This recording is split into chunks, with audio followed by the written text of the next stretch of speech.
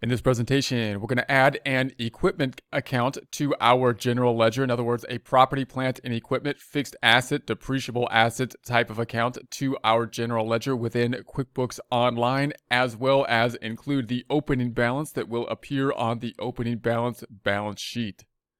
Here we are in our Get Great Guitars files. We're first going to take a look at the reports to see what our objective will be. We're going to go down to the reports down on the bottom right. Then we're going to open up our favorite report, that being, of course, the balance sheet report.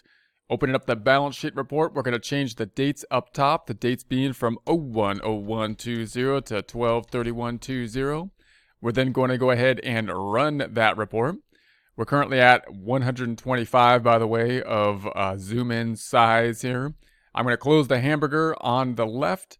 I'm then going to duplicate this report up top, or duplicate the tab. I'm going to right click on the tab up top. We're going to duplicate that tab to have the report on the right, and then we'll do other stuff that we're going to do later, including add an account on the left-hand side.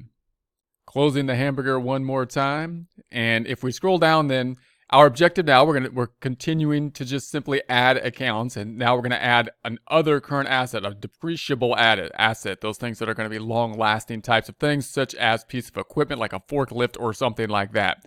That's going to be in the assets section. It's going to be a long-term type of asset, so it's not going to be in the current assets. It's going to be in its own category, depreciable assets down below. It will also have an account with it, typically, called accumulated depreciation. So again, if we're imagining we have another balance sheet that's going to be the end of the last period or the current, and that's going to be what we're going to use to enter the beginning balances here, we're going to be adding this account then to our balance sheet, and it's going to be somewhere down here in the bottom of the assets section. So let's go back over to our first tab, open up the hamburger, and then we're going to go down to accounting. So within the accounting field, we're going to be looking in the general ledger. We should be in the chart of accounts. So we're in the chart of accounts up top. And we want to go through and just say, hey, did they give us a property, plant, and equipment account when we started off? It's in order of the account type, this general ledger. We have the bank accounts. We've got the accounts receivable. We have the other current assets. All right. And then we have accounts payable. Doesn't look like we have anything for property, plant, and equipment. Therefore, we're going to add it from scratch. So we're going to go back up top. I'm going to go down, make sure I'm at 100%. So if I hit the new button, it doesn't do any funny. So I'm going to say new. We're then going to pick the account type by selecting the drop down, and we're going to be picking up the fixed asset type of account. So you may call this different things. It's going to be a piece of equipment, which could be falling under the category. You may call it property, plant, and equipment, PP&E, equipment. You might call it depreciable assets, long-term assets, depreciable assets.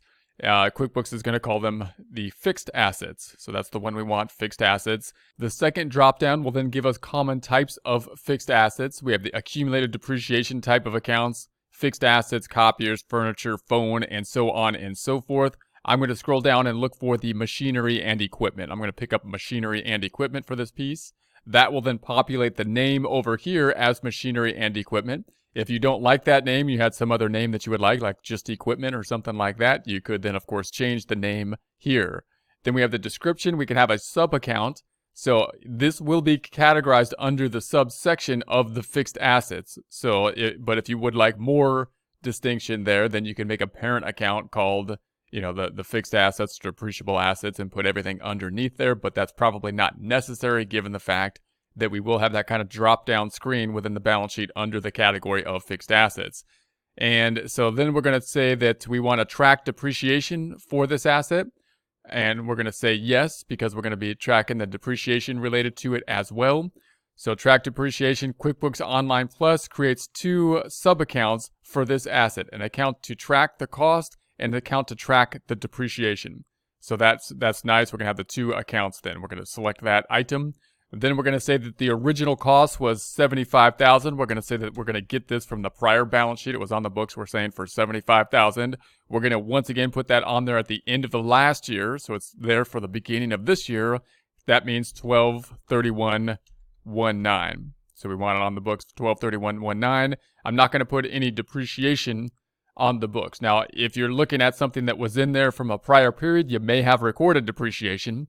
which means you'd have the cost and then the book value for the depreciation. I'm just going to put it on there at the 75,000 and keep it at that. What's going to happen when we record this? QuickBooks is going to put the asset on the books at 75,000 on the asset section of the balance sheet. Where's the other side going to go? Probably to opening balance equity again. So let's do it. Let's see what happens. We're going to say save and close. Let's first see if it populated in our chart of accounts where we thought that it would. So we're going to be down here. Here's the assets section. And then we had other assets. And then it put it right down here in the machinery and equipment. And then it created the depreciation account below it, which really should more properly probably be called accumulated depreciation, but there it is. And then the original cost. So notice it basically made its own little sub-account of the parent account being machinery and equipment, having the original cost and then the depreciation. So let's see what it looks like then on the balance sheet. If we then go over to the balance sheet and see what happened here. I'm going to refresh the balance sheet by just selecting the URL and hitting enter so it can then populate or refresh the URL. Then I'm going to minimize the hamburger over here. I'm going to hold down control and scroll up a bit till we're at the 125, the 125%, and then scroll on down. So we have our assets now. We got the bank accounts. We've got the accounts receivable. We've got the other current assets, and then we're down here in the fixed assets. So note we have the drop down for the category, the type of fixed assets here. And then we have another basically drop down account, kind of a parent account now with the sub accounts. The parent account being machinery and equipment, sub accounts then including the original cost and the accumulated depreciation, if we had any, would also be included there. So there's the 75,000. If we click on that to see the detailed report and then change the date up top, changing it to 2019 for the beginning date so we can see the actual data that has been input for it. We then see that we have another journal entry. So once again, there was no form for QuickBooks to use because we purchased, there's a purchase of equipment, which isn't something that happens all the time. Therefore, there's not, a form that QuickBooks could just go to for the purchase of equipment. And it had to default then to the journal entry, to the actual debits and credits.